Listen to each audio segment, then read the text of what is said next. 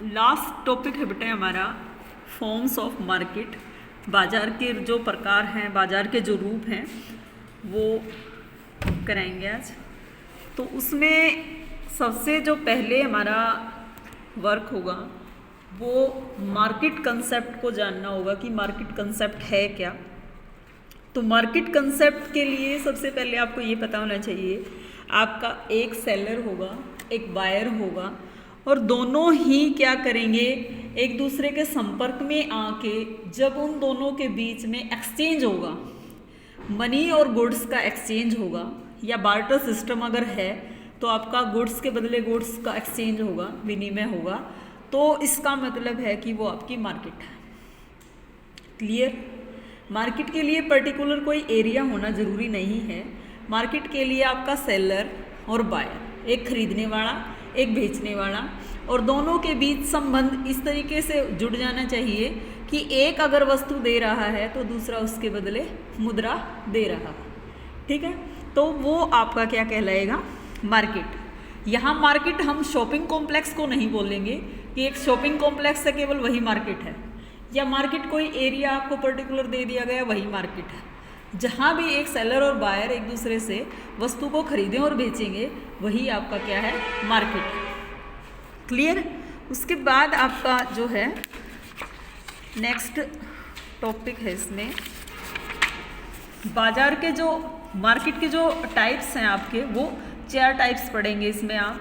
Perfect competition है, monopoly है, monopolistic competition है और ओलिगोपोली है।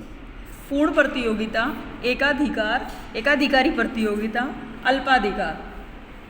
जो परफेक्ट कंपटीशन है, परफेक्ट कंपटीशन में आपका क्या होता है, जो सेलर और बायर होते हैं उनकी जो संख्या होती है वो ज़्यादा होती है।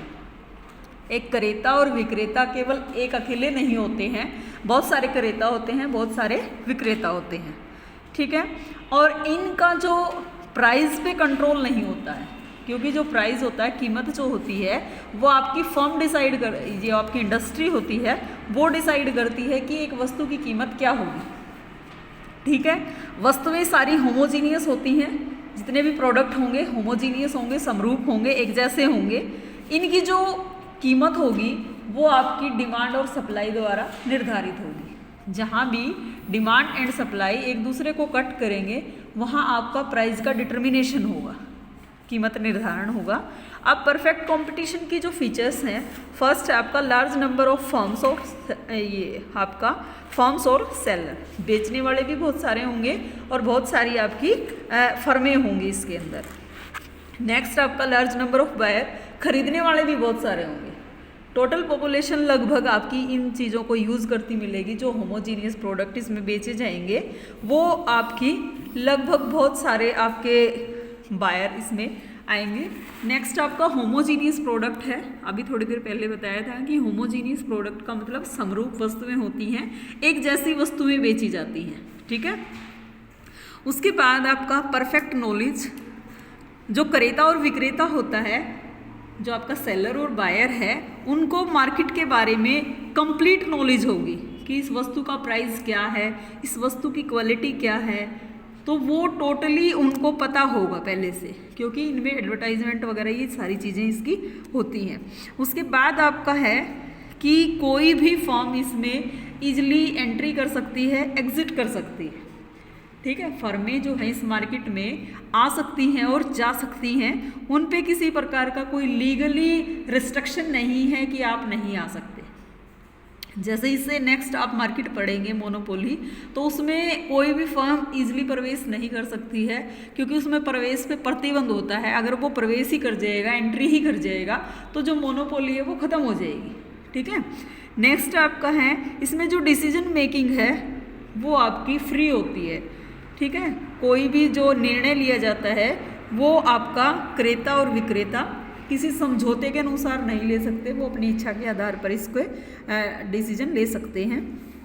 परफेक्ट मोबाइलिटी इसके अंदर होती है, पूर्णतः गतिशीलता इसको बोलते हैं, यानी कि गति रहती है इसमें। गति का मतलब मूवमेंट रहती है, कि ऐसा नहीं है कि एक गुड्स सेल करने के बाद ये आपका जो है एक्टिविटी ख़त्म हो जाती है, नहीं, ये कंटिन्यू रहती है। इसमें आपको रिटर्न में इसका जो डिविडेंड है या आपको जो प्रॉफिट है वो आपको इसके अंदर मिलता है। उसके बाद इसकी कोई एक्स्ट्रा चार्ज आपसे नहीं लिया जाता है। जो आपका ट्रांसपोर्ट से रिलेटेड जो खर्चा होता है या एडवर्टाइजमेंट से रिलेटेड खर्चा होता है वो कंज्यूमर से नहीं लिया जाता है। ठीक है, इसके अंदर फिर आगे नेक्स्ट जो पॉइंट आए हैं, फर्स्ट पॉइंट है जो परफेक्ट कंपटीशन के अंदर जो फर्म होती है वो आपकी प्राइस टेकर होती है, नॉट अ प्राइस मेकर होती है। जो आपका पूर्ण प्रतियोगिता होती है उसमें फर्म जो होती है वो कीमत स्वीकार करने वाली होती है, और जो इंडस्ट्री होती है आपकी वो कीमत को बनाने वाली होती है।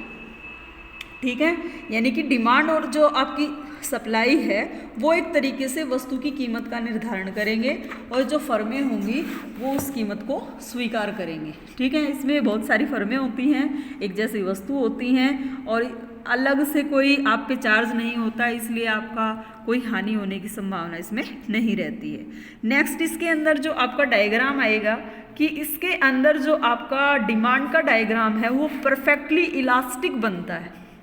ठीक है, यानी कि कितनी भी क्वांटिटी आप सेल करें, कितनी भी क्वांटिटी आप बेचें, प्राइस आपका सेम रहेगा।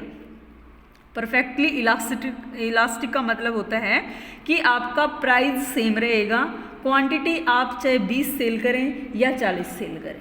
ठीक है, क्वांटिटी कितनी भी सेल करें आपका प्राइस सेम रहेगा। ठीक है, नेक्स्ट आपका रहेगा इसके अंदर तीसरा कि जो लॉन्ग पीरियड होता है उसमें केवल आप नॉर्मल प्रॉफिट गेन करेंगे। ठीक है, जो दीर्घकाल अवधि होती है उसमें केवल फर्में जो होती हैं वो सामान्य लाभ अर्जित करती हैं। सामान्य लाभ अर्जित करने का मतलब कि उसमें जितना जो एक्स्ट्रा खर्चा होता है फर्मों का वो इसमें कंज्यूमर से नहीं ले सकती। ठीक है, नेक्स्ट इसके अंदर आता है आपका